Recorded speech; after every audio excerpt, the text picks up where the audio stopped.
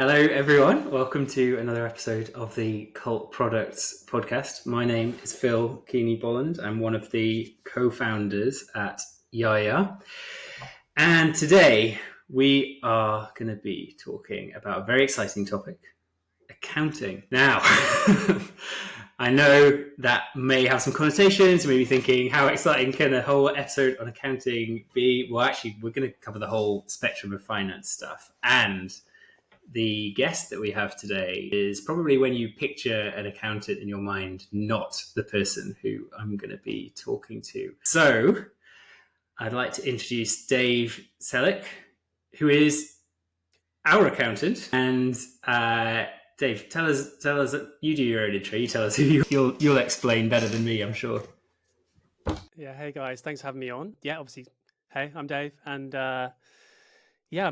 I'm an accountant. Obviously, I run a practice called Siggrove. I used to be London based, but just south of London. I work predominantly with a lot of different types of businesses, but a lot of early stage tech companies, founder owned businesses, and I sort of provide a slightly different service potentially to the sort of, I guess, normal external accountant, in that I have come from industry predominantly, and have sort of tried to optimize this kind of portfolio head of finance service. But that's me. I originally trained in at PwC, started there back in 2008. And then went into industry and eventually into founder-owned businesses, and then started the practice around 5 years ago. So yeah, it's a little intro. It's a great intro, Dave. Thanks. And I think I actually am very excited about talking about accounting today. So, my background, my dad was an accountant, and I grew up thinking that it sounded like the most boring job in the world. And I think that naturally you're kind of looking at what your parents are doing, thinking, no, I won't do anything but that. Since we started the business, the numbers have obviously been a big thing that we have to keep an eye on. We have to, figure out the best way to get hold of the information that we need, so that we feel like we're driving the car without blacking out the windscreen. Since we've worked together, it has actually felt very exciting. We have done a lot of really cool stuff that I can't wait to get into.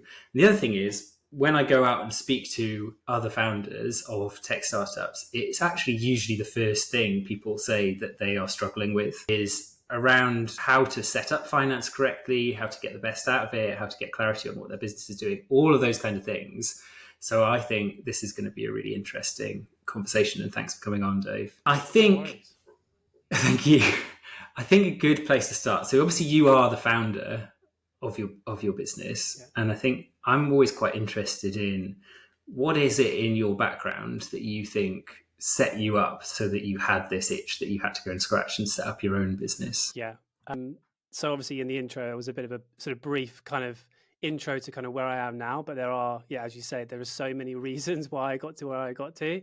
So maybe what I'll do is I'll just go back to the beginning, I guess to my time at PwC really, and kind of actually why I even chose to go into accounting. Because you're right, like it still has the perception that it's not the most exciting career, and whatever it was, 2008, so 16 years ago, it was definitely the case that it was not the most exciting career to go into. But honestly, the reason I went into it initially, so I went to University of Nottingham, I studied geography, and we were just heavily targeted by the Big Four, in honesty, in terms of marketing. And at the time, I don't know if it's still the case, but the Times 100 top graduate schemes, PwC, it was the number one, and it had been for like 8 years. And so my really honest reason as to why I went into it initially is the top grad scheme, and I don't know what I want to do. And really, probably like a lot of people, I've only kind of feel like I started to understand what I want to do, like, in my 30s, my late 30s. So maybe not even now fully. So, at the time it was like, I don't really know what I want to do. Apparently this is great, so I'll go and do that. And so I went and did audit in the banking and capital markets department of PwC in London. I joined the day that Lehman Brothers crashed, so that was quite interesting, quite a chaotic time, because I was in the department who probably still dealing with the administration now, but took on the administration of Lehman Brothers. So we kind of lost 50% of our resource overnight in terms of, we've got to do the same audits, the same work with 50% of the people. So it was difficult in that respect. And it was also difficult because it was during that period that I realized a little bit more about myself, I guess more specifically that I didn't really enjoy this kind of work.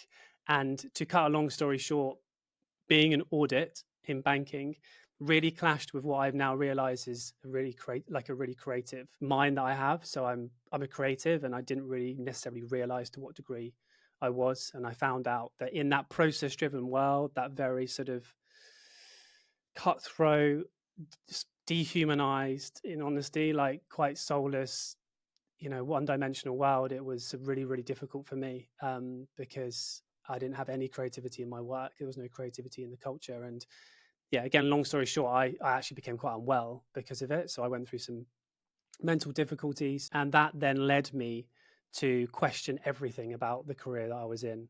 So I won't make this too long, but I then basically left after I qualified. I then worked briefly in Urban Outfitters as a sales assistant because I just didn't know what I wanted to do, but I knew that I loved fashion, and I wanted to be in a fun working environment. And then I thought, well, look, I don't like this job. I don't think I love accounting. I'm a creative. I actually was also a DJ. I still am a DJ. I've been DJing for over 20 years. At that time, I was actually actively DJing in like the London, circuit, and I was playing big clubs like Ministry. And, that was sort of also something I was thinking about. Could I go into music production? And I thought, well, I've qualified. I've done the work.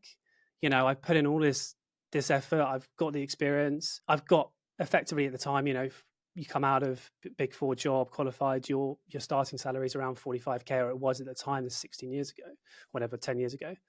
That's very different to a starting salary, as a music producer. So I just thought, let's give it a go. And I went and looked for a company where I thought the culture would be fun, because that's what I got from working in Urban Outfitters. I just thought this is a fun place to work because the people are great and the culture's great. So I went and joined an advertising company, or an outdoor advertising company called PrimeSite at the time.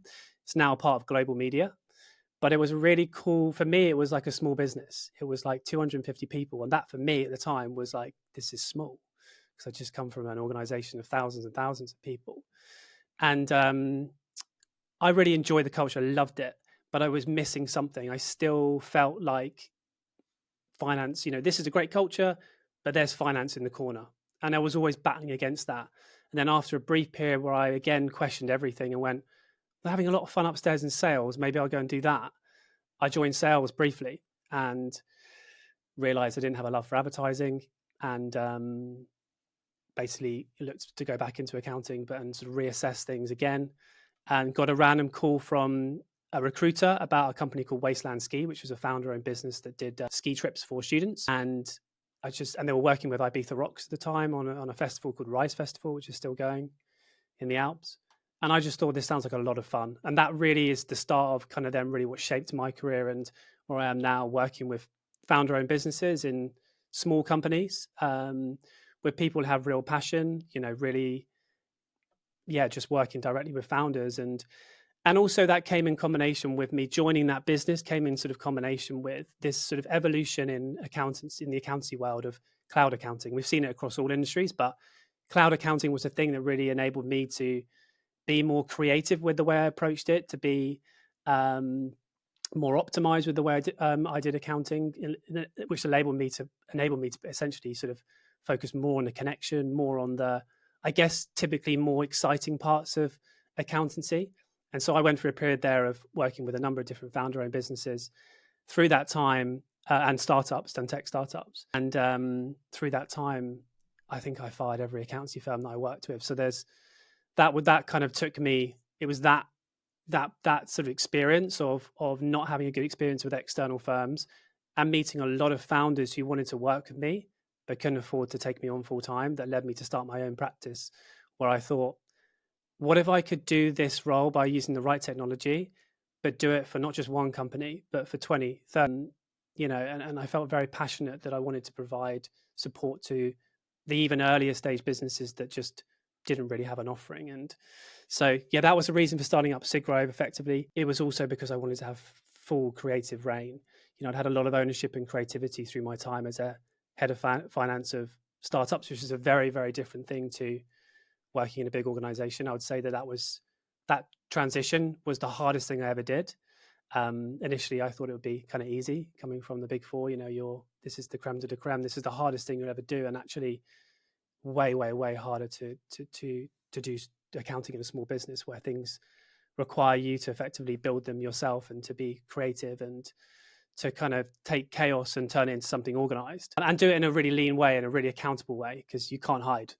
So yeah, that's really a bit of the background. And then since then, starting up Siggrove, initial vision was to provide that service. And I've had to do a huge amount of work with technology and the way that I approach, the way I do things in order to take that service and to actually do it at scale, because there's a reason why most accounting firms that I come across really struggle to deliver services at scale. It's extremely hard to do that and to maintain the trust, the empathy, the feeling like, companies have a head of finance and that you're part of their business. So yeah, that's been a big part of the journey. And then also separately, I've taken up another mission to really endorse this idea that accounting should be fun, should be enjoyable. And when you actually find a way to create that sense of enjoyment for accountants, it's really closely correlated with doing exceptional work. So I'm on this separate mission to encourage accountants to find more love in what they do. And I speak, at various conferences and work a lot with software companies and in the space, and work with other accountancy firms to help them to do this. And just about to launch a platform to make that more accessible. But in terms of small businesses listening to this, it's really been, it's really been my view that if accountants can find more joy in their work, and you're working with an accountant who loves what they do, they're probably going to do great work. And so that's been my most fundamental belief. But the sort of submission of that is, I really also want small businesses to have better services from their accountant. And, I haven't seen that. And that's been a kind of quite relentless sort of journey for me over the last 5 years to try and provide that, and then to share how I've done that at scale across the industry. I really, really love, by the way, how committed you are to that mission, because you do talk about it very, very consistently and very passionately as well. And I think it's been interesting to see, because I think you've been making progress on that mission at the same time making the mission of our finances more easy to understand and better. And it's been great to see the progress that you've made on that. There was a couple of things in what you said that I thought, firstly, you're absolutely right in that. And we see this a lot. There's a perception that if you work for a big company and then you get fed up with it and say, now I'm ready to go and work for a smaller company, take my foot off the gas a little bit, it'll be a different type of experience. It'll be less stressful. It's just to help a load of people out, save a bunch of time and stress. That is never the case. It's just a different type of stress, some of the same stress, and it is definitely not a step down or step into something that is a little bit less full on. It requires a whole different skill set, to be honest. It skill set, mindset, everything. I was curious as well, Dave. I was curious as well, because there was another couple of things that you said that I think I felt, and that I see in a lot of the founders that we work with. The first really, and I don't want to, maybe we don't want to go kind of too deeply into this, but is that the emotion that a lot of founders feel when they start a business is frustration and unhappiness, either with their own working situation, but more generally just with a sense that the way that they've been working, the way that they've been doing things could be better. And then the second thing that you said was you described yourself as a creative. And I always think the most creative thing you can do is, or that at least that I've experienced, is start a business, because you are creating every element of that, and you're building something that is complicated and requires a lot of innovation, ingenuity, all of those things. Do you think there was ever a world where you wouldn't have started a business? That could you have lived the rest of your life just kind of ticking along, or do you think there's an element of destiny to it? I mean, obviously I work with a lot of startups, so do you guys, and Probably you'll have your own sort of opinion and experience as to why you think certain people are driven to start businesses. For me, there was never a thought about starting a business per se. That wasn't what I was passionate about or what drove me. That doesn't mean that it doesn't. It just means that wasn't the way I got into it. For me, it was there's a problem that I feel really compelled to solve, and I might not have articulated it perfectly in my intro and my sort of the story that I told, because there were so many facets to it, starting with the very formative experience around basically just hating my job more than you can imagine, and I guess an inbuilt kind of desire to want to create change for myself, but also other people who might be feeling the same way, because I know that's going on. So for me, it was driven from a pain point, and I think that's why I'm probably so passionate about founders, or feel like I resonate most with the founders, that I really feel they have a personal resonance to a pain point that they're wanting to solve. The business, or creating the business, is effectively the mechanism to do that. But yeah, undoubtedly, when you're building a business, and I think, well, my opinion, to caveat what you're saying, is that building a business is creative. Building an account, let's take accounting for example. Building an accounting business isn't necessarily creative if you just take the boilerplate for every other accountancy business or firm. By the way, this is also why a lot of the accountancy services are homogenous in the market, because that's what most accountants do. Because, by the way, most accountants aren't risk takers, they aren't creative. And we could go into it, but I've done whole presentations around why this is the case. I did a presentation called The Humanization of Accounting, where it tapped into the reasons why this is the case. So yeah, a lot of firms don't do it in a creative way. They will go, well, metaphorically or actually, to conferences to go and see those that they feel are doing a good job, and they try and copy it. And that there's creativity on a level, but not hugely. But yeah, 100% with what I've done and with the businesses that really impress me, that are doing something truly unique. Yeah, it's inherently creative, isn't it? It's kind of, you're doing something that hasn't been done before and creating value in a unique way. Then you ultimately have to create something new by default. And that could be bringing different components together that weren't originally intended that way, or it could be having a vision and actually building with brand new tools something that has never been seen before. And for me, it's very interesting because, as you said, it doesn't tend to get the reputation to be exciting or creative. But I stopped creating music when I started my firm, because I'm able to sort that or resolve that craving for creativity every day through my work. So I guess the phrase is like, go figure. Like, it can be creative. It's just the reason that it's not because it can't be, or that it doesn't benefit from someone being creative, because it does.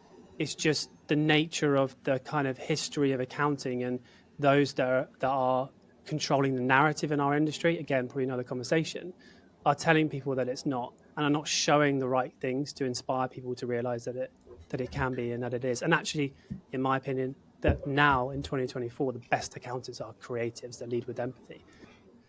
Well, building the best firms, I think, yeah, is creative. I totally agree, and I really do relate to what you're saying about, it scratches that itch. Creativity, not by the way, a very bad guitar player, but there was a time in my life when I played guitar every day because I needed to get something creative out of my system, and now I get that from, and it could be anything. It could be wireframing a product. It could be thinking about actually working on the business and how we market ourselves and those kind of things. It's the same kind of energy, I think, that you create. I wanted to give you. So we talk a lot about what you've just said around, if you're going to start a business, you're going to create a product. If it's not different from what everyone else is doing, then you end up competing on these sort of weird factors. And within accounting, that would probably be, who do you like? You meet a few accountants. Who do you strike up a good relationship with? Who seems trustworthy? Who has the the best roster of past clients and all of those kinds of things. To give you my perspective, first of all, I felt that we had a problem with the way we were doing finance. And the problem wasn't that our accountant wasn't nice or he wasn't trustworthy or that he wasn't doing a good job. It was that when I looked at our finance as a business, as a function within our business, it felt like it was operating in a totally different way to the rest of the business. And what I specifically mean by that is we were trying to automate a lot of our operational processes and a lot of things we had done. We were really on a drive to reduce the amount of high effort but low value work that we were all doing individually. And we were trying to be much more data led. We were trying to just have things in real time and to be able to make smarter decisions based off having the right information at the right times and all those kinds of things. The way I felt was everything was taking a long time to produce, and to get information always felt difficult, and more difficult than it should be. It felt like the data wasn't particularly joined up. And some of the things that, I just couldn't get my head around was, why is there a manual process where one business sends another business an email with an attachment on it which says how much money you have to pay them, and then you have to go into your bank account and you have to put their details in, you have to say this is how much we want to pay them, and then you have to push the button to do that in such a intricate and just, like I say, high effort manual way. Me looking at every other part of the business went, why is that the bit of the business that feels alien from everything else? I'd like to get your reaction to this in a minute. But what it meant when we met you, and you are a nice bloke, and we do like you, we do have a good working relationship, and we have all of those same kind of things that we would have with any accountant, was that you could offer me something that nobody else could. And that meant that we didn't compare you to anyone else. We didn't think, well, we've got five options that are going to get us more or less the same result. We were able to say with you, the result that we can get to really hits the problem that I'm having, and it's totally different. It's an answer that I can't seem to get from anyone else. So you basically have done what we say to all of our clients you need to do, which is really, really understand the problem that your customer has and then offer a solution that nobody else can, and be able to communicate that really, really clearly. So you talked about, your articulation of the problem that you solve. There's mine. What do you think? Yeah, I hear you. And I know why it's happening in the market. I know why it's such a hard problem to solve. I I came with a bit of frustration into starting my own practice towards practices. I would say I was pissed off, to say the least. I'd seen some really bad things, not just bad accounting, but some bad stuff, in terms of values and integrity and all of that across the firms I'd worked with. And maybe a little bit of sense of complacency, because like you, and actually I think this is where I would sort of empathize with, business owners or founders that are listening to this. Like, I thought the same thing when I was in industry and I was seeing the services that were being provided. I just thought, what the hell? Like, how can they not be in tune with these businesses? They're in particularly practices where I feel you're in such a privileged position where you get to work with so many different businesses in a sector. They're like, you're able to see all these different scenarios and all these different things. You should be in a great position to be able to provide advice, and also to see what works, what doesn't work, and to, and also develop a methodology that you can roll out many, many times. So there's value in developing it. So I came into the practice world just thinking, well, why is this so hard? Thinking, I'll just use the technology that I use. I did a bit of code. I actually went on the Lewagen. I didn't tell this part of the story, but, I've been on the Lewagen coding bootcamp. I have a good basis in understanding sort of code, I guess enough to be dangerous. And I guess, probably an expert, an Excel expert, a G Sheet expert, just because I find them really creative tools, and I just have really just got stuck into them over the years and been curious about these. And then another technology that I found, we may come onto this, called the Elgato Stream Deck, which is basically used by streamers, but maybe more recently has the awareness has opened up in terms of this kind of technology being used for workflow. So it's basically like a keyboard with translucent buttons that has a screen behind it, and you can press it and it activates workflows, a bit like a set of DJ decks in a way. But yeah, I thought with all this technology and knowledge, I'd come in and within a few months, I'll be able to build an ecosystem whereby I'll just be able to roll it out across many, many companies.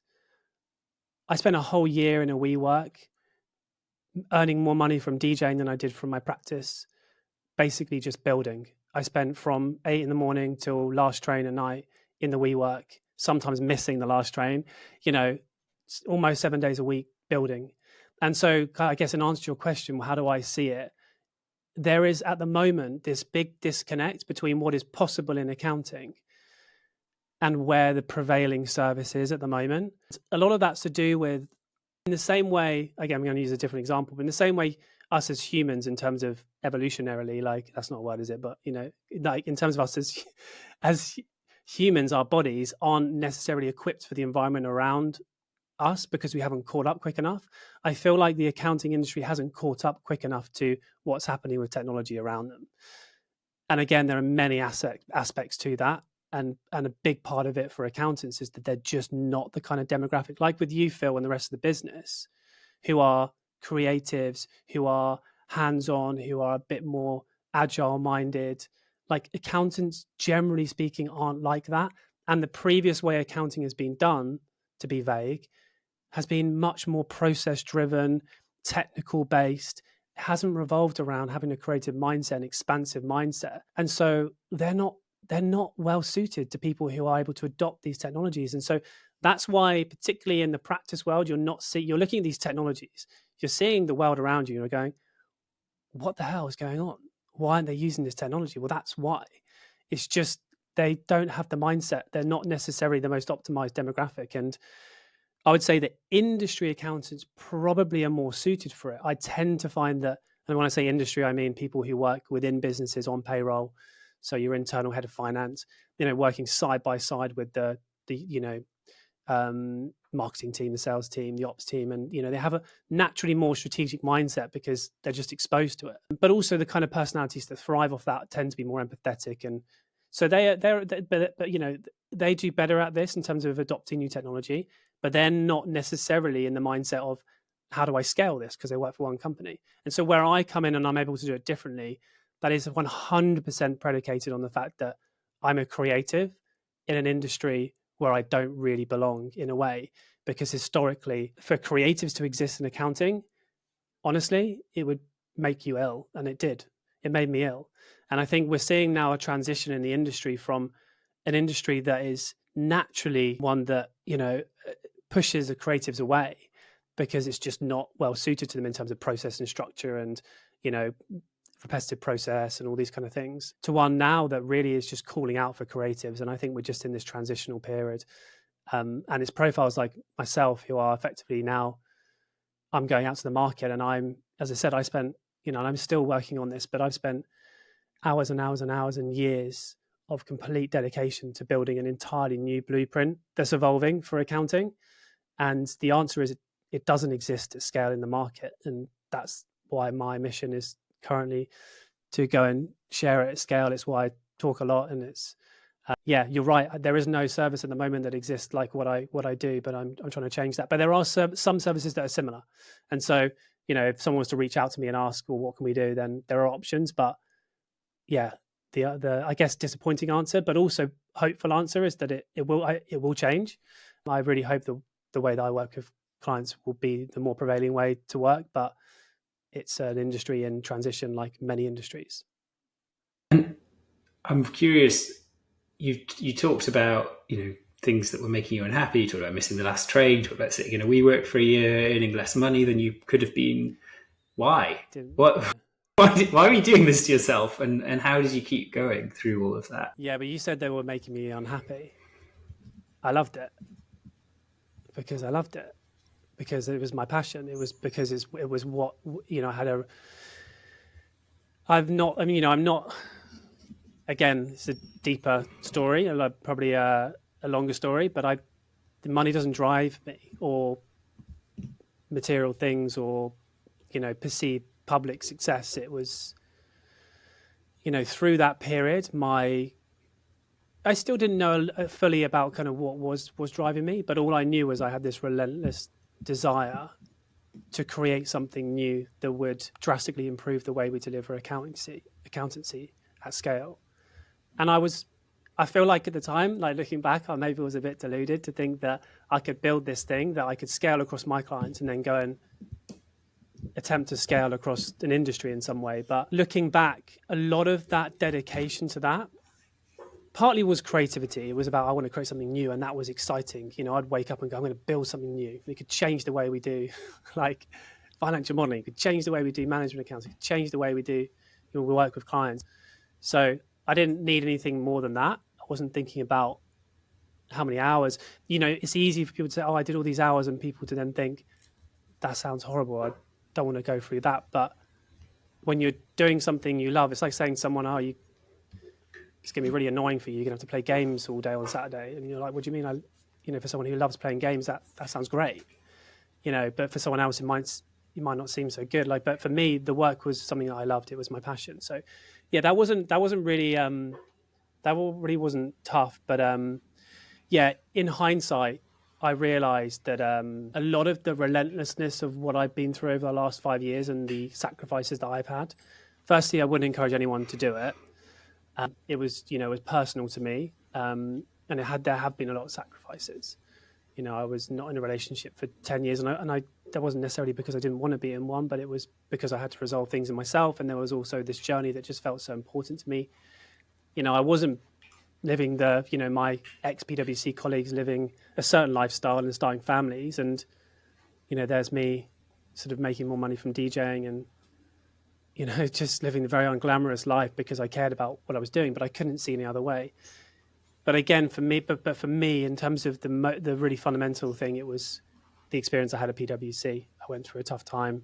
I went through depression, and that was highly, highly formative to me, even though I didn't realize it at the time, that it was about closure. And it has been about closure for me, about making some dent on the industry to show how this work can be done in a more enjoyable way. It just so happens to be that is correlated to doing great work. And then it creates this sort of virtuous circle of, well, I love my job more because I do great work, having found ways to enjoy it more. So that's why the group I'm starting is called The Circle, the Virtuous Circle. Yeah, the answer to your question is it was instinctive. There was nothing conscious about it. There was nothing, God, I've got to put all these hours in because I've got to build this thing. It was just like, we've got to change this, and I'm excited to build something new. And I just took every day as it came. And then all of a sudden it was like, geez, the year's just gone, you know? Yeah. But I've got all these things I really want to build and I'm excited to build, and I just kept going. And, you know, now, yeah, it's a nicer position to be in now, where I'm able to earn a more reflective wage, and to be in a position now where I have a platform. You know, I'm really lucky to know a lot of the media owners and to have a relationship with them, and the events guys, and a lot of the influential people in the industry, particularly the small business sort of accounting industry. And you know, I have a platform where I'm able to share what I've created, and that was always the dream. I wonder as well, you know, thank you for being so open as well about this kind of stuff. You know, I have had my own struggles with mental health and depression and things, as a lot of people have. And I wonder if there's something in that gives you a lower tolerance for being unhappy. And also, you know, when you've really felt unhappy and unwell, whether you're like, actually, I'm not prepared to keep going with things that I know aren't making me happy. And there is a level of, you know, you have to be sort of regimented with keeping up good behaviors and all that, exercising, whatever it is for you that kind of keeps you on an even keel, whether some of that makes it, you know, gives you that sort of resilience and drive to kind of push through with stuff. Particularly, I think, when working on your own business actually does give you fulfillment and make you quite, you know, happy. I'm very much not qualified to speculate beyond my own experiences there, but I do wonder really whether the thing that I'm actually good at is just being resilient. Is like, how much of a kicking can you take and keep going? How much of that just comes from personality and, like, you know, like I say, Yeah, it's so interesting. And again, all this does correlate back to having a good accountant and all this kind of stuff. I think fundamentally, if people do have the right mindset, or you find, say, an accountant or team members that have that kind of mindset, where, yeah, they're resilient, where they have I guess, a level of consciousness beyond instinct, and they're able to sort of tap into more empathy and compassion. It really helps. But yeah, 100%, the experience I had changed everything. When I started at PwC, I felt like I had my whole life mapped out. I had a girlfriend at the time who I loved, and I was living in, I was living next to Fabric nightclub and in Farringdon in near Exmouth Market. It was a great little flat. Like, I had a good lifestyle. Like, do you know what I mean? I just felt like, I'm working on the top graduate scheme in the country, and I could foreseeably, if I'd been happy in that job, or I'd just been able to get by and not be, my body just go like, you physically can't walk in here anymore. Like, you physically can't do this. Then I think I would have kept going, and I would have just continued down that road and never really gone on this journey to find out what is it that I actually care about.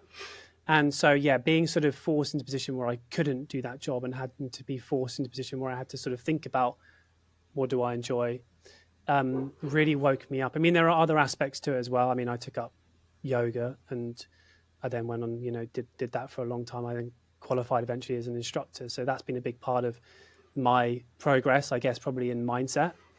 And again, along with the DJing and everything, like, these are very formative experiences and sort of learnings that help me to do my job better as an accountant. And again, these are things that I share with other accountants in terms of what I think is important, which again is an ironic thing, right? Based on the fact that you go, well, I want my accountant to do the numbers, but yeah, fine. But really, the best accountants are the ones where you've built trust, and where they think creatively, and they get you, and you can have really, like, open conversations, and they're there for you, genuinely there for you. And that's a bit, that comes from a certain type of mindset, in my opinion. So, but yeah, I think it was hugely impactful in terms of where I am now. I wouldn't like to think where I would be had I not gone through it. And I would say that those experiences, mental health, and mental health problems, I think if you can find a way to come through the other side, on the other side of it is definitely a whole different view on the world. For me, again, I'm just going to be honest, like, I felt like it was a kind of a new life after that. So I remember sitting when I had therapy at the time, they said to me, he sat there and said, your job's the problem. I'm expecting this person to sort of give me a drug, or to say, you've got this problem, or, whatever it is. And he just said, your job's the problem. And I was just sitting there just thinking, what are you talking about? But these symptoms are so physical. They're like so real. Like, I can't breathe properly. I've completely spaced out. Like, I can't sleep. I'm emotionally flat. Like, nothing excites me. How can that be? My digestion isn't good. Whatever. How can that be my job? And ultimately, yeah, that's why that is the moment when I started to realize how impactful the thing you do for however long every week of your life, pretty impactful on the way you feel inside your body. And now I would say the most significant thing for my recovery in terms of mental health was starting my own accounting practice, because it allowed me to have this sort of creativity, that my mindset, my true personality, when you take away I'm doing this for everyone else, I'm doing this because I want to post on social media, I'm doing this because it's the top graduate scheme, whatever it is, when you take away all those things, my true self was, I want to create and I want to help people. Okay, well, where can I do that in the most effective way possible in the context of my domain experience as an accountant? Start my own firm and create a crazy studio, like, where I just play around with technology every day, and in a way that aligns with helping people. Like, so yeah, long answer to your question, but I mean, it was everything actually for me in terms of putting me on this route. And it's another reason why I don't think a lot of people are doing what I'm doing, because I do genuinely believe, unfortunately, and it's something I'd like to change, that most accountants, to get to the other side of the process driven, the monotonous, the kind of slightly dehumanized environments that you tend to qualify in, or tend to be drawn to as an inverted commas intelligent person in the current world, to get to the other side of that and to survive, again, inverted commas, and to then go and, embrace your creativity and realize that's what's important to you. I think there aren't many people who manage to do that, because it's because of all the reasons why people have the stereotype they do for accounting. Do you know what you said there? Being forced to confront the things that you really care about, I think is really important. And like, if you can do that before you start a business, I think that's great. I mean, it could be money, and I'm sure for lots of people it is, but it feels like it's rarely that you actually care about doing. Or that when we talk to founders who've been successful and have built great businesses, it's not generally because they want to increase their bank balance. It's because they genuinely feel there's a problem that they want to solve, and they get the satisfaction of actually helping other people to solve that. So I think that is really powerful. We've gone very, very deep, and again, appreciate you opening up. I'm sure there are ways to figure out what you care about that don't require quite so much pain and everything. But the reality is from my own experience as well, it's probably an effective way of getting to that answer, albeit it's not something I'd particularly recommend. Yeah, I think what I would say is I think it's important for me to explain it. Although it is an extreme example. It's why now I do stuff like this. It's why I speak out in industry. It's why I work with other firms. It's why I'm starting a movement to take the services I do and to scale them to other people who haven't been through what I've been through. Big part of that is because I don't want people to go through that. Doesn't mean I don't think people should have to work hard to get to the experience and the expertise that I have, but I do think that they should be able to fast track that, because what I've been through, I don't think I would, as much as it's putting me in the position that I am, I don't want anyone to go through that necessarily at all. And I definitely wouldn't want people to go through that. And then just tapping into the thing you said about people finding out what's important to them. Yeah, I mean, the founders that I felt have probably been the most successful and that I've been most aligned to are those that have been able to identify the things that we sort of instinctively get drawn into, unfortunately, in 2024, whether it's, the image or the social media thing or money. These are all biologically wired into humans to be desirable. But what is the thing beyond those instinctive, desirable things for a human being from an evolutionary point of view versus who is your true character? I think those have been able to work that out. I know it's deep, but, that's what makes businesses and missions successful. And, it might seem like it's an abstract thing for an accountant to talk about, but for me, the best accountants, and we're talking about startups, we're talking about early businesses, need to buy into that founder and need to connect with them. And it's an emotional roller coaster. A lot of the conversations I have with founders are quite emotionally driven, as well as just about the numbers.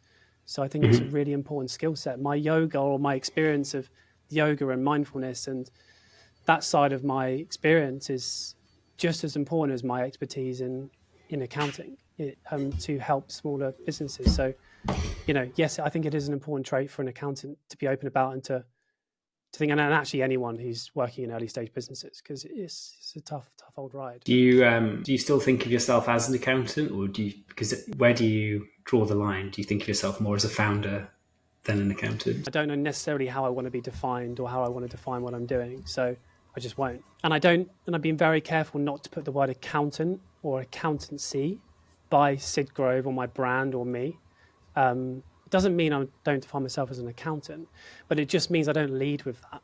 So I guess in answer to your question, I don't lead with it. To lead with, what do you stand for and what are your values, and what is the value proposition that you're bringing? By the way, I happen to be a really good accountant. So for me, it's, for me, it's, I'm an empathy-led accountant, but ultimately I don't like to define myself as, I prefer to define myself as the person that I am, and that's someone who cares about people, who have passionate missions. And by the way, I'm an accountant, and I'm very good at that. I was at my dentist yesterday, and as I was lying in the chair, I was thinking the life of a dentist, and my dentist is the owner of the practice. It's just a little sort of shop round the corner from me. Every day must just be the same. You come in the morning, you put your white coat on, put classic FM on, and a bunch of people come in, lie in the chair, you get your little metal stick out and you say some numbers and some words that don't make a lot of sense, and you do that for 8 hours, and then you go home and you come back the next day You do the same thing over and over and over again, 40 years until you retire. And it's like, I don't really. I mean, that person is the founder of a business, but they are a dentist, not a founder. Realistically, there's very little variation in what they do, very little innovation. I mean, the metal stick, probably there's a new version comes out every couple of years. I don't know, and I guess like things are probably spiced up a bit by people coming in with horrible teeth. maybe that's something you look forward to as a dentist. And I sort of thought, as I was thinking about that is basically my worst nightmare. Not just because you have to touch people's horrible teeth, but because it just the level of consistency and repetitiveness, the lack of change, all of those kinds of things, I wouldn't get the energy from that I'd need to. It would make me really unhappy. And then at the same time, I thought, for lots of people, that is literally the dream. That level of like predictability, there's always, it's going to be hard for AI to do dental work, I suspect, for a while. You've got a good income, you've got a good business, you know what you're doing every day, things don't change, all that kind of stuff. I think, as the more and more we've spoken this morning, the more I just think there are at least two types of people in the world. There are people who like can and should be the founder of a startup, and then there are people who, like, if that's not how you get your energy, don't do it. Live the easier life, because it is much easier.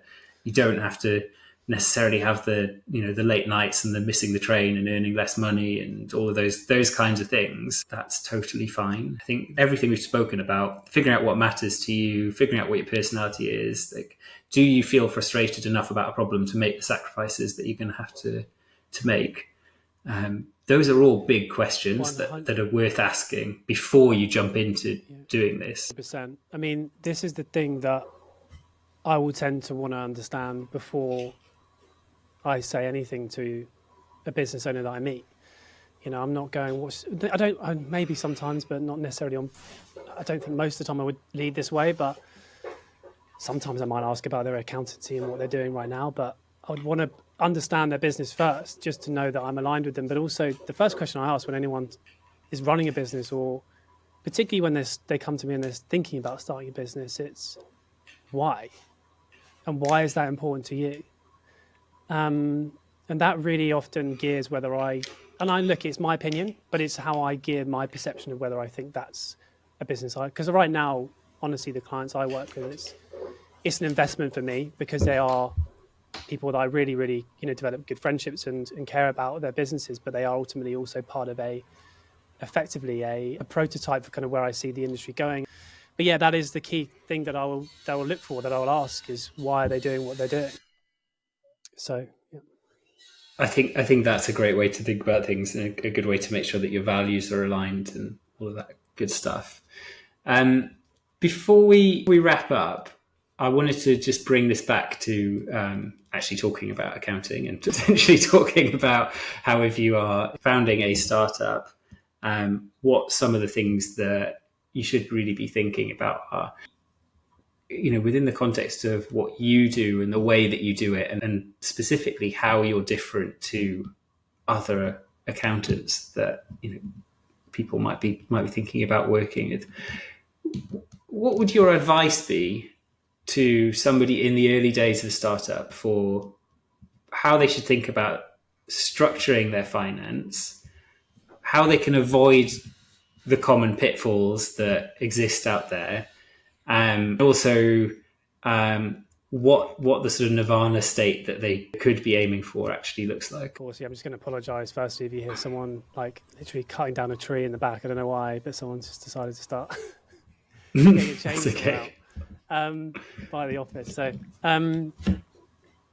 yeah, I mean, it's tough, isn't it? Like, so where do you start? Who do you go to? What kind of accountant do you look for? How long do you wait, almost actually, until you do go an accountant? So for me, I'll give some sort of I guess in a way for me, quite sort of basic advice. I think one of the things that I see a lot of, even with with early stage businesses, is that they'll maybe put off getting an accountant, I would say that's not necessarily a good thing. I think you want to try and do that from as early stage as possible.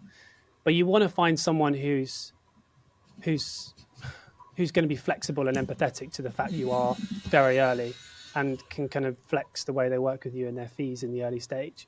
So that's the first thing. Do try and find someone. Of course, if you can't find the right fit, then maybe you have to make it work. But outside of those things, there are the basics in terms of, and they are basics, but I'm going to give some advice. Obviously people know to get a business bank account, but I'm going to say try and look for a neobank like a Starling or a Revolut for a business account, just because they're going to be easier for you to work with. And then look to, particularly if you've got multiple people in the business, combine that, if you do get a Starling, with something that works really well with multiple users. So, and FX. So you could, for example, have a stack where you have Starling, for example, or even if you did go for one of the traditional banks like a Barclays or an HSBC, stack it with Revolut, Wise, or if you're doing a lot of FX, Airwallex. So those are just some fundamentals, but they're important. Definitely get an accounting software in place as well early on, even if it's really early stage. It's going to help whoever comes in to look at your account to have that in place. So I only work with Xero. I think it's the best product on the market, personally. That's the one that I would advise. So look for maybe an accountant who works with that. And then other software, just to note from the early stages that you might want to consider. We use a product called Apron with Yaya and a lot of my clients, which is a payments platform, but also deals with extracting, sort of digitalizing receipts. So get a software that helps you to basically digitalize all the receipts that you capture in the early stage. So that could be Dext or Data Molino or something like Apron. And then also have a process by which you can manage expenses when you sort of start to evolve as a business. So Pleo is a good one to mention. So there's just a few of the kind of basic tools just to kind of think about and consider at the early stage, outside of even hiring an accountant. And when it comes to an accountant, again, it's just, we've talked about it a lot in this conversation, but there's going to be this sort of optimum blend of, you want to look for someone who's using ideally the right technology, has potentially, is well-versed in Xero and kind of the more progressive technology in the industry. But you also want to be thinking about the trust side of things, and whether it's someone you get on with, whether it's someone you trust, whether it's someone who's being empathetic, particularly at the early stage to your situation, as not just landing you and tying you in with a year contract from day one when you don't really know what's going to happen. So I would say that it's a blend of the two. And in a way, I would probably skew more towards the trust side. If you think you can trust someone, but they may not be as progressive as another accounting firm, that's where I would land more personally, because I think that's more important, that you can trust someone and that they've, you feel like they've got your back more. And on that note, just a bit of advice, I would say, obviously there is in lots of industries, but you'll see a lot of it in the accounting world, a lot of, big marketing budgets and fancy looking sites, and they'll promise the world. But just whenever you do take on an accountant that hasn't been referred, just keep an eye on it. Just make sure you don't just assume like they're a chartered accountant, they're going to do a great job. Just let them get on with it. Try and involve yourself as much as possible. And that sort of takes me on to the next point. Try and find an accountant that is going to allow you to be collaborative with them. So firstly, that they are transparent with you about what they're doing, how they're doing it, where they store things, just so you have that culture of being in the loop with what's going on. And try and find those that perhaps are really encouraging or open to working in a collaborative way with you. So for example, all of my clients I work with on Slack. So it feels like I'm there 24/7, literally. And of course, I give them resources and put things in place to make sure they don't necessarily need to contact me all the time, but it's very collaborative, whether it's Zoom or some prefer it more async, like you guys on Loom videos and, Slack messages. But then, all the way through to payroll, we use a tool that's collaborative on the payroll side. We use PayCircle, but there are tools like Pento and PayFit that are similar. So you're involved in the process. You don't feel detached from it. And then Apron, I mentioned before, is a collaborative way to manage bank payments. So transparency, collaboration, being progressive with technology, someone you can trust, and then combining it with all those different apps is really important. So those, again, are really fundamentals. I haven't talked about specifics like getting a set of management accounts in place each month, looking at your financial models, your forecasts. The reality is if you find these people and you put these things in place, they will start to fall into place because they'll advise you to obviously, they're sort of based on your context, they'll advise when the right time for you to start doing management accounts are is how to create those, what they look like, when we should be doing sort of forecasting and modeling. Yeah, that would be my basics without going into real detail around a particular context. And it's amazing how many startups don't have any of those things in place, or obviously pick up finance maybe after, for example, they get investment, and then they're backtracking and under actually quite a lot of pressure.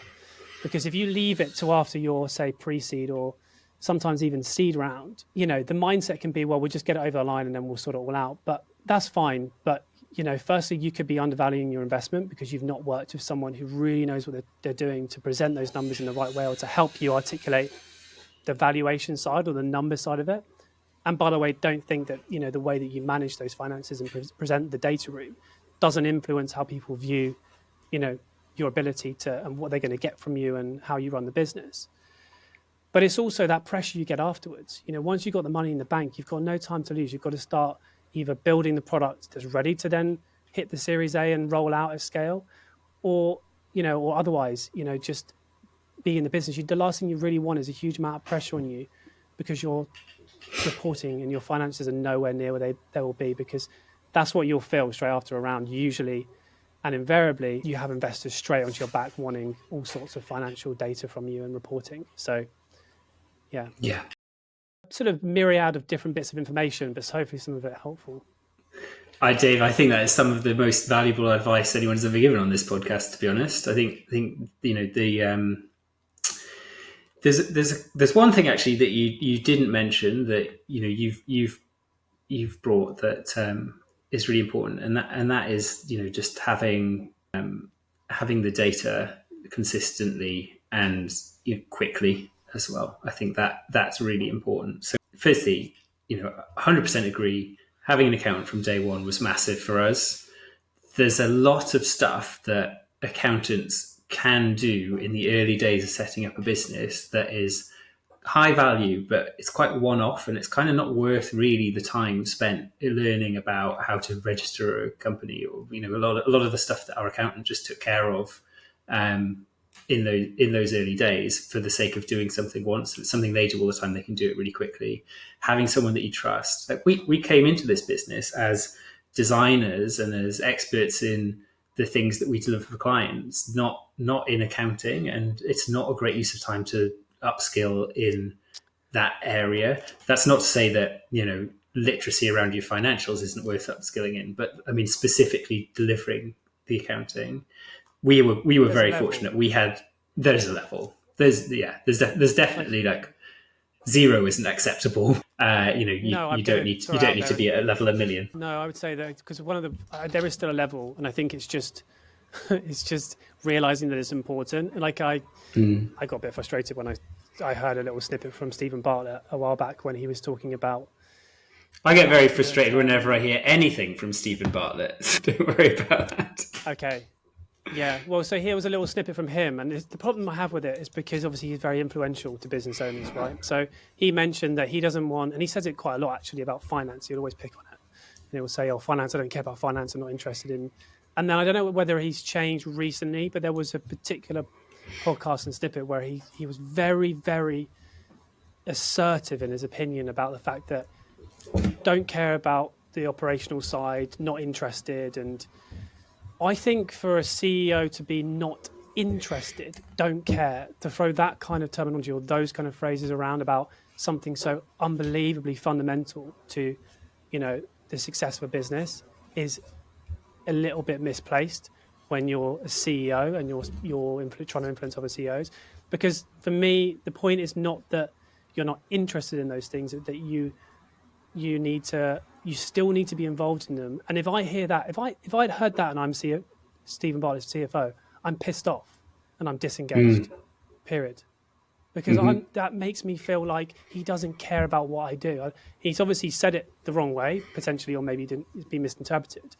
But for me, get it straight. Like, it's not about not being interested in those things. It's not about not caring about those things. It's not about pushing it to the side and going, I don't want anything to do with that. It's about giving ownership to someone who knows what they're talking about to take care. Exactly. But you still got to have an interest in finance if you're a CEO. Go and be the Absolutely. the commercial officer or the creative, but don't be a CEO and then sit there and say, because that's the first way you can, that's the first and most obvious way you can disengage your finance team and set bad culture financially in your business is by having that kind of rhetoric. So yeah, I think on a level you need to have an interest if you're running the business, but again, it comes down to, and I would say the key thing here as well is, I didn't mention it, but if your accountant is saying, what do you want me to do? What service would you like? Versus, this is what I think your business needs from me right now, and let's reassess that in a few months' time. There's a very, very key difference between the two, and the first one's not good, which is, of course, you don't know what services you want. That's part of the role of your accountant to tell you this would, because you'll often see it. Okay, service 1, bronze, silver, gold. In my opinion, I think that's potentially a red flag. They might be illustrative if you see those things on an accountancy site, but your accountant's job is not, ideally, a good accountant is not just to tell you or to be able to do those things, but it's also to be able to, on an ongoing basis, tell you what you need, what they think the price point should be that's fair in terms of the value to you and the right set of services for you. So I would say, hopefully you don't feel this, like if your accountant is someone you go, God, that's not good value, then by default, they're not a good accountant really, because their job is not just to advise you on your finance also includes the fee of your accountant. That's also hitting your P&L. So if your accountant to be someone who you look at and go, that's not value, it's a bit ironic, isn't it? I'm gonna talk about value in a second. I would say I think in my opinion, it's a massive false economy to save money on an accountant in the early days of the business.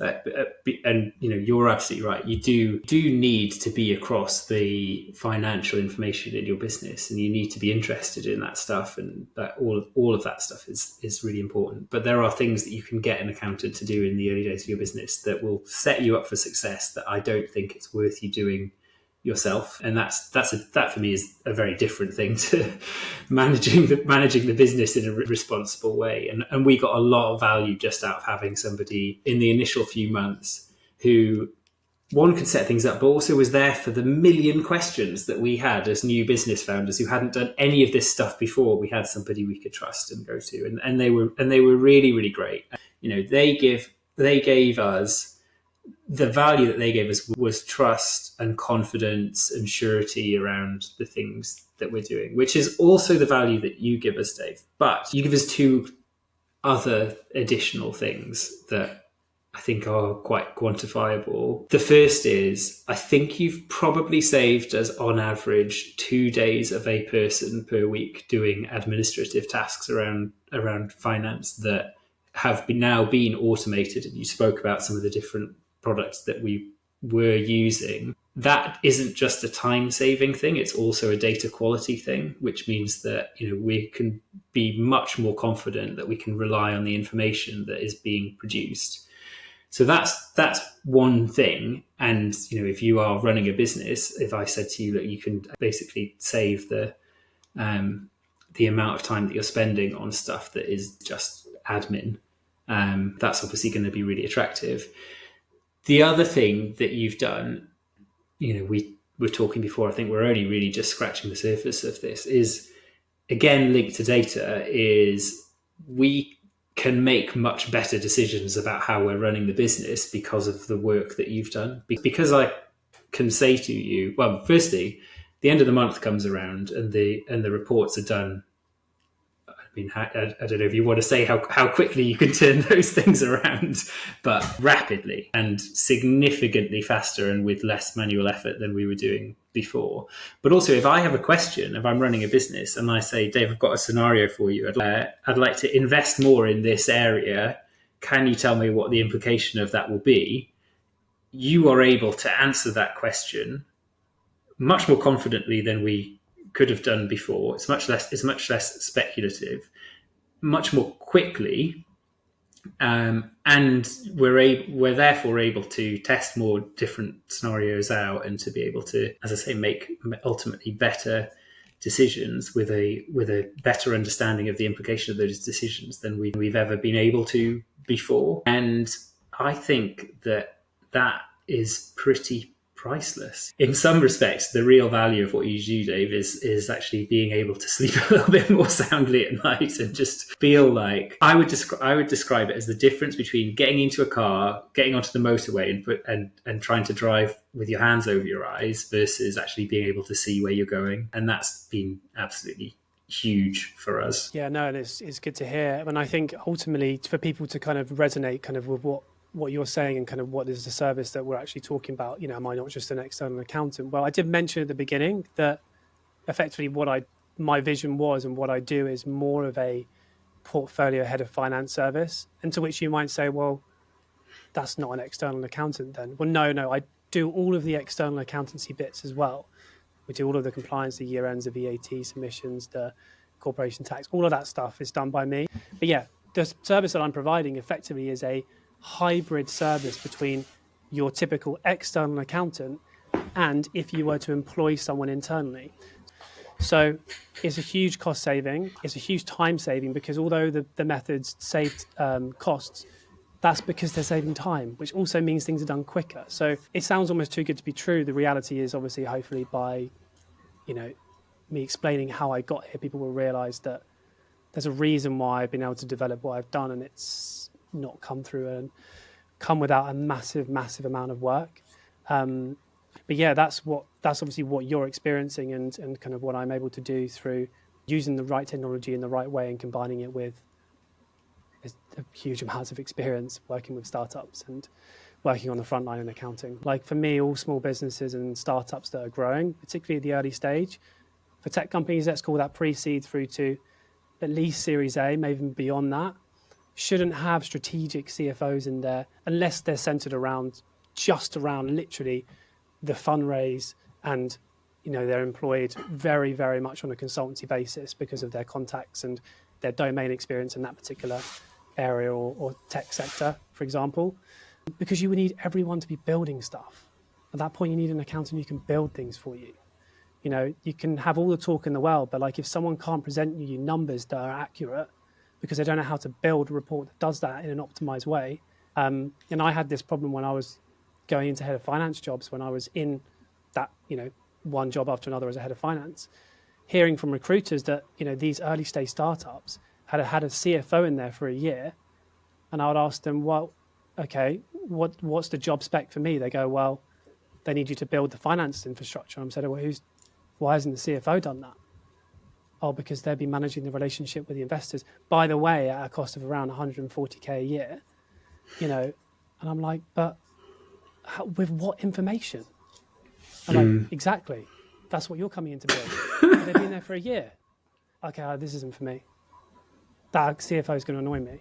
And again, it's another tangent, but that's just another sort of example of kind of some of the little things that are happening in our industry.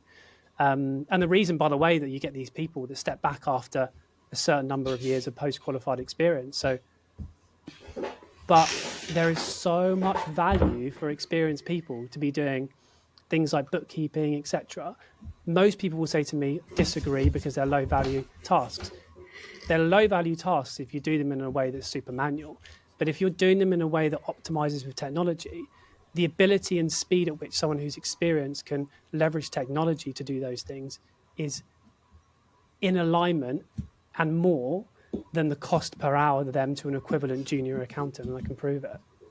And what you're seeing a systemic problem within startups is all these CFOs and CFO type services dressing up this data, making it look good, and then they realize that underneath it's like baking a cake. It looks perfect, take it out of the oven, cut into it, and it's like it's not cooked inside. It's just full of yolk. That's how a lot of these dashboard solutions are, and these reports that you see at startups. And ultimately, the quality needs to be good, and that's what I'm able to do. A good lesson for almost every function within a startup, I think. Try and avoid people who are just pure strategy. While you need people to be building. David, does sound too good to be true, but as somebody who works with you, I can definitely vouch for you. And if you're listening to this and you're not convinced, then just let me know, and I will give Dave a good reference. where can people find you? How can they follow you? What would you like to plug? LinkedIn is the place to find me. But yeah, just have a search me up on LinkedIn if you're interested in kind of what I'm doing, and you'll see some of the bits that I've been doing historically on there. I posted, so that's the best place to find me. I am launching a new platform called The Circle, which is going to be aimed at accountants, but I think there's a lot of value in there for startup founders as well, or founder-owned businesses. And so a dual kind of purpose of what I will be doing with the platform is, or hopefully enabling a lot more accountants to do some of the things that I do. And I will also be learning from them a little bit as to how to scale, because, accountants, actually, a lot of the practices are good at scaling. They're just not good at scaling anything particularly good. So, yeah. Savage. It is a bit savage, but I mean, tell me I'm wrong. If you think I'm wrong, actually, yeah. If you're listening, you think I'm wrong, tell me, because I'd like to, I have a lot of friends in the accounting industry, and I say that hopefully based on fact and relatively objectively. And it's really, most of that is targeted towards, when I'm talking about small businesses and startups and the more kind of, I guess, what we call advisory or strategic side of accounting. Accountants can scale compliance. They're just this whole new world that people listening to this, startups, want, which is, I don't just want a compliance. I want you to support me. I want you to be there to answer. I want you to give me advice. And that's not when I'm referring to them not scaling things well, that's what I'm talking about. And I think most accounting firms will be honest about that. And so, and I have a really good relationship with a lot of firms, and I want to help them to do that. So yeah, the Circle has a dual purpose to help them do that, but also to raise awareness.